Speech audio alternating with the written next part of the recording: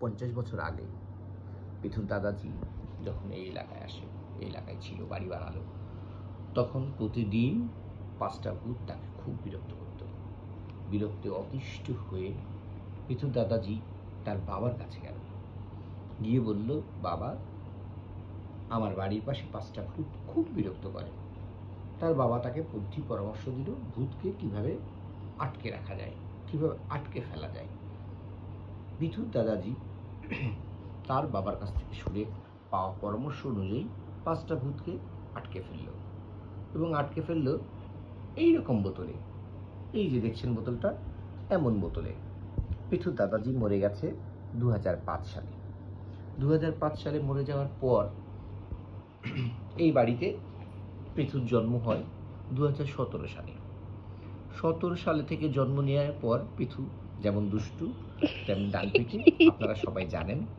পিথু দুষ্টুমি করতে করতে করতে করতে করতে করতে একদিন বাড়ির ছাদে এইরকম আরো 2টো ডিব্বা খুঁজে পেল। 2টো ডিব্বা খুঁজে পেয়ে পিথু তার বাবাকে দেখালো। বাবাকে দেখালে বাবা বলল তখন, এইটা তার বাবা মানে পিথুর দাদাজি এই 5টা ভূতকে এরকম করে বেঁধে ডিব্বার মধ্যে ভরে রেখে দিছিল, যেন ভূতগুলো কোনোদিন বেরোতে না পারে, ভূতগুলো যেন কখনো বিরক্ত করতে না পারে। তারপর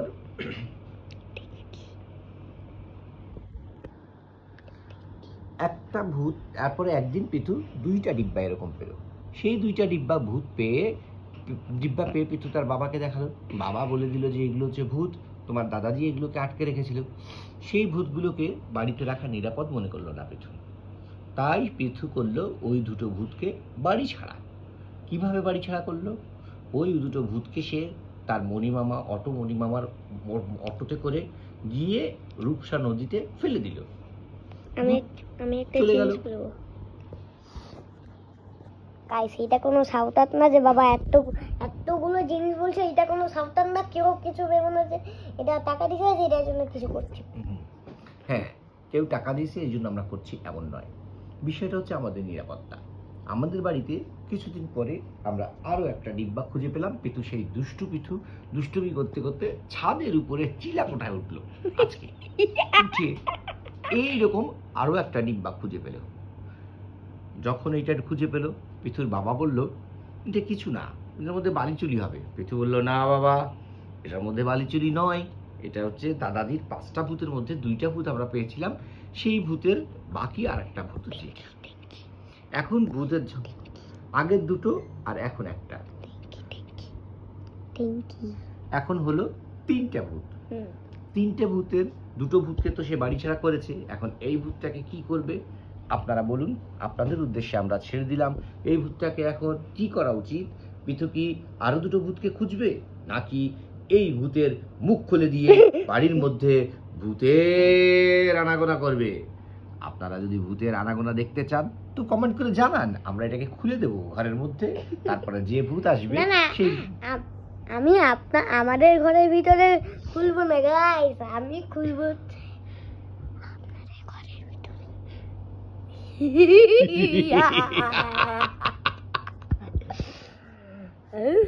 এবার আপনি কি বলেন? তো এখন আপনাদের কাছে আমাদের প্রশ্ন, এটা আমরা কি করব? আর আমার মনে হয় যে ওই ট্যাঙ্কের ভিতরে অনেক নোংরা, সেটার ভিতরে আরো এইটার 2টা চমৎ ভাই থাকতে পারে। হ্যাঁ, তাই আমরা এই ভূতকে বিক্রি করবো। যদি কিনতে চান, পিছনে এইখানে লেখা আছে, আপনারা করতে পারেন। ঠিক আছে, আজকের মতো বিদায় জানাই।